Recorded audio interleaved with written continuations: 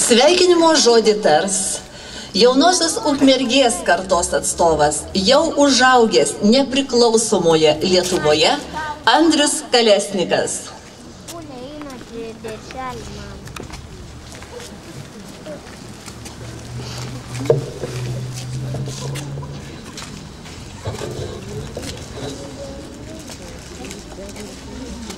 Gerbiamas merė, gerbiami ukmergiškiai, gerbiami svečiai. Mes visi čia susirinkę prie simbolinio paminklo Lituania Institute šiandien minime 20-metį, Lietuvos 20-metį. Gimiau okupuotoje Lietuvoje.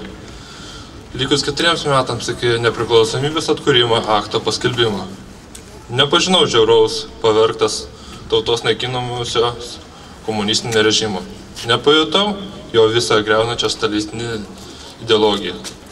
Apie tarybinę demokratiją, suvaržytas žmogaus teisės, uždaras sienas pažinti kitą pasaulį, jau po gerą 10-metį man pasakoja mama ir tėtis.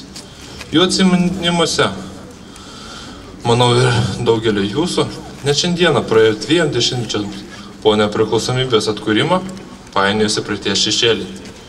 Tai Ukmergės rajono komunisto politbiuro vadovų sprendimai, jų susikurtos privilegijos, jų patarnautojų, vykdojo komiteto veikimas ir personalijos.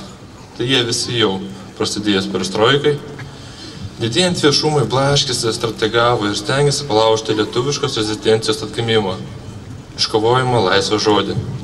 Tačiau sudrausminti ir užgniaužti ištrošusių žmonių skanduotės laisva Lietuva jiems nebepavyko. Jau buvo per vėlu. 87 metų rugpjūtį Lietuvos laisvą lygą pareikalavo nutraukti Lietuvos okupaciją. 88 birželį pašalino Vilniuje sąjūdžio organizuojimo kūrimo visi banga. O spalį Lietuvos persitvarkymo sąjūdžio steigiamasis suvažiavimas sudėjo visus taškus, nebeliko abejonių. Lietuvų kalba buvo paskelbta valstybinė, gražinti tikrasis himnas ir vėliava. Gerbimieji, 88-89 kultūrinis ir dvasinis lietuvių tautos atgimimas per kelias mėnesius sugriovė sovietinės propagandos pastangas išlaikyti gyventojus politiškai pasyvius, o kiek vilties, laimės ir stiprybės besiveržinčiai į laisvą tautai sutikė rugpjūtį Baltijos kelias. Kol pagaliau